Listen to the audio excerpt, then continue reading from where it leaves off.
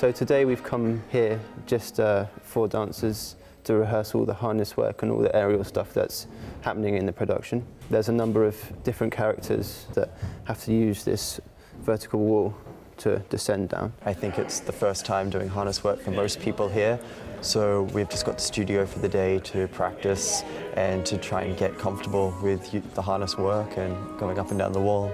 We're trying to create the effect of them walking down this walkway with a view that the audience are looking down on them from an aerial shot. It's almost as if you're in a balloon or you're up a tree looking down. It's quite disconcerting. And I suppose I was just trying to tease different perspectives really in it. When you get up to the top, the first couple of times it is a bit daunting. I mean, knowing that you've just got a thin wire holding your whole body weight from your pelvis, and especially if you're doing the work where you're clipped on from the back, then you're kind of you're basically standing horizontal on a vertical wall.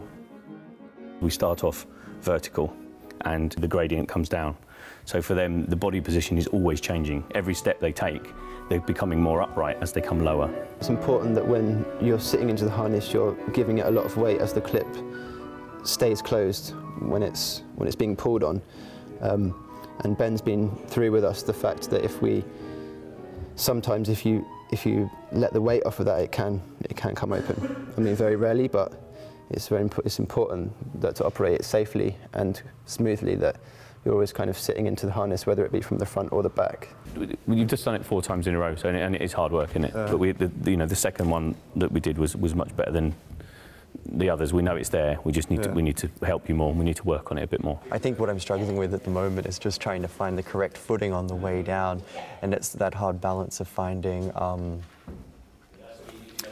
finding the technique of it all and trying to make it look easy and still stay in character, when actually you're just gripping your stomach muscles and trying not to go sliding down the wall. This is just actually quite a small part of the entire production and of what we have to do as dancers. It is very different. So we are asking quite a bit of them, but we have to do it in the time we have, so they're going to have to work hard.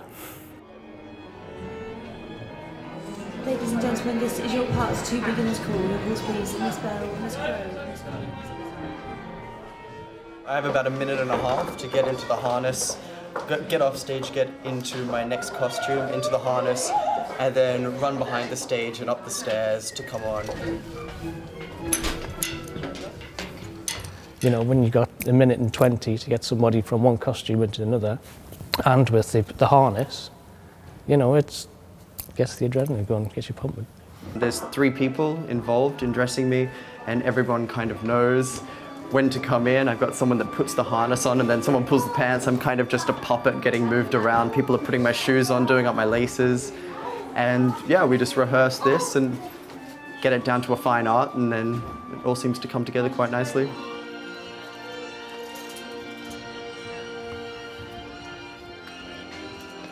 So my journey out of the dressing room, once I'm harnessed up and got my costume on, I walk up to the stage. Glen double checks my harness again, make sure everything's fastened, all the clips are in, and then walk backstage and then walk up to the tower, and then I meet Bones at the top. He'll check me one more time. I think it's like 4 or 5 checks now. Well, once I get up the top and I'm hooked into the harness, it's important that I constantly have weight, so they can feel my weight on the harness. And I'm kind of at the whim of Tony and Glen, because I don't really know what's going on. They're feeding information back and forth to each other, and they kind of just tell me what to do. I put my gun and my bag on, and then attach the frog to my harness, and then I will get my standby, and then I kind of go the other side of the safety chain.